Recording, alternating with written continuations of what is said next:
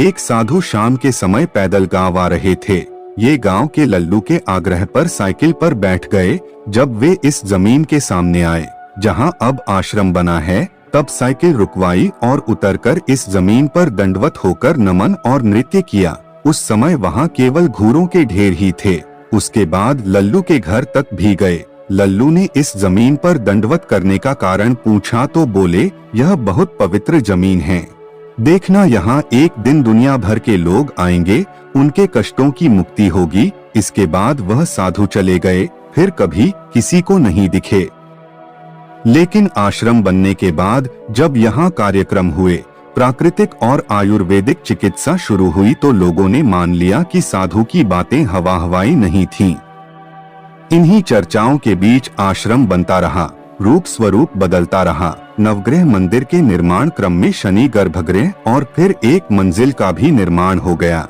यह चल ही रहा था कि मध्यस्थ दर्शन के प्रतिपादक संत अग्रहार नागराज जी का आगमन हुआ और फिर नवग्रह मंदिर मानव मंदिर में परिवर्तित हो गया। वर्ष 2010 से इस स्थान पर जीवन विद्या के शिविर संचालित होने लगे।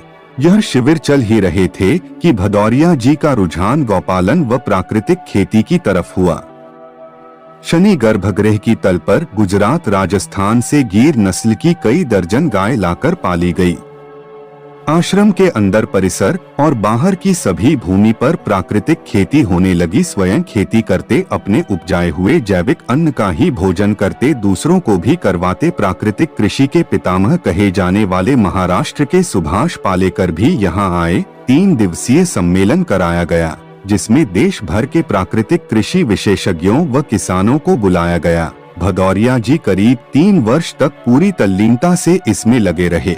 प्राकृतिक खेती करते करते भदौरिया जी का ध्यान मानव स्वास्थ्य की तरफ गया। वे आयुर्वेदिक चिकित्सा से प्रभावित हुए।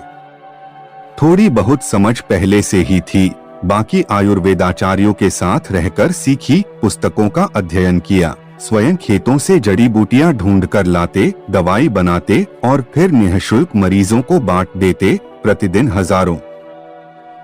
हजारों लोग उपचार के लिए आने लगे। आश्रम के बाहर लंबी लंबी लाइन लगी। कई वर्ष तक यह सिलसिला चलता रहा।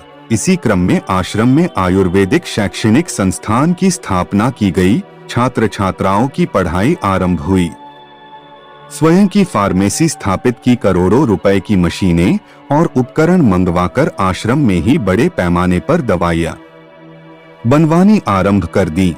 इसी आलोक में उनका ध्यान प्राकृतिक चिकित्सा की तरफ भी गया। उससे प्रभावित हुए तो पहले उसका पूरा कोर्स करने का मन बनाया। प्राकृतिक चिकित्सा शिक्षा केंद्र गोरखपुर से 2 वर्ष का प्राकृतिक चिकित्सा का पाठ्यक्रम पूरा किया। वहां से लौटकर आश्रम के एक खंड में प्राकृतिक चिकित्सालय बना दिया। स्वयं भी लगे रहे, कई चिकित्सक भी सेवा कार्य में लगा दिए। इस तरह से यहाँ आने वाले मरीजों की संख्या लगातार बढ़ती रही। तो फिर कुछ समय के लिए कानपुर में भी मरीज देखना आरंभ कर दिया। देश भर के प्राकृतिक चिकित्सकों का अखिल भारतीय प्राकृतिक चिकित्सा सम्मेलन भी कराया।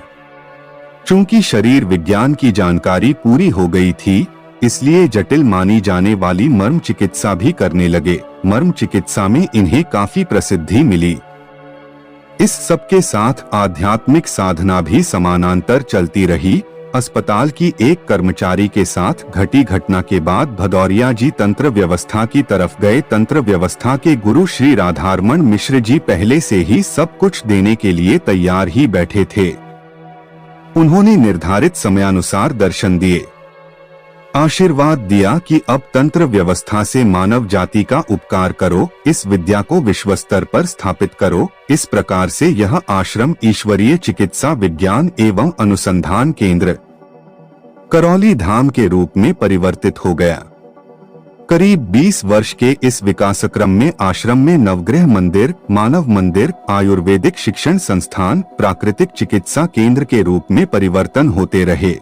यदि कुछ नहीं बदला तो वह मंच जो आज भव्य दरबार का रूप ले चुका है, वह आरंभ में ही बना था। उस समय भदौरिया जी अपने मित्र विवेक चतुर्वेदी उर्फ गुड्डा भैया जी से कहते थे कि देखना, एक दिन में यहाँ खड़ा होकर एक साथ हजारों लोगों का केवल हाथ हिलाकर उपचार करूंगा। वह बात बड़ी सहजता में कही गई थी। मजाक सा भी लगा, लेकिन उस समय कंठ पर सरस्वती विराजमान थी, या शायद नीति का पहले से यह निर्धारण था। यह तो नहीं पता, लेकिन यह सच हो गया। ऐसा होते हुए आज पूरी दुनिया देख रही है। उनके हाथ हिला देने भर से लोग राहत पा रहे हैं।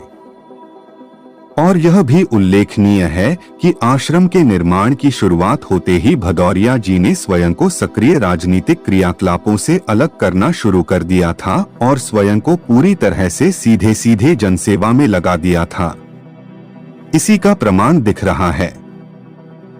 आज करौली गांव में करौली धाम के रूप में नए तीर्थ का उदय हो चुका है। एक ऐसा तीर्थ जहां तन मन की चिकित्सा तो होती ही है, आगे के जीवन को सुखपूर्वक व्यतीत करने के लिए दिशा भी मिल जाती है। प्रतिदिन हजारों लोग पहुंच रहे हैं। कल तक कानपुर के रामादेवी चौराहा पर गांव का पता पूछने पर लोग या वाहन चालक अनभिज्ञता जाहिर करते थे। आज उस गांव का पता पूरे कानपुर शहर को हो गया है। कानपुर शहर ही नहीं, देश दुनिया वालों को हो गया है। वे करौली धाम आते हैं, कुछ आश्रम में तो कुछ गांव में ही ठहर जाते हैं, वहीं खाते पीते भी हैं। गांव वाले भी खूब सेवा भावी हैं, पूरी ईमानदारी के साथ इन अजनबी अतिथियों का स्वागत करते हैं। गांव वालों को भी रोजगार मिल रहा है। कुछ आश्रम के सेवा कार्यों में लग गए हैं, तो कुछ अपने स्तर से सेवा कार्य कर रहे हैं। बदले में अतिथि भरपूर दान दक्षिणा पारिश्रमिक देते ही हैं। इसलिए गांव में खूब समृद्धि बरस रही है और प्रसिद्धि फैल रही है। इस पर गांव वाले ही नहीं, उनके रिश्तेदार भी गर्व करते हैं। इस तरह आज सामान्य सा करौली गांव विश्वस्तरीय करौली धाम बन गया है।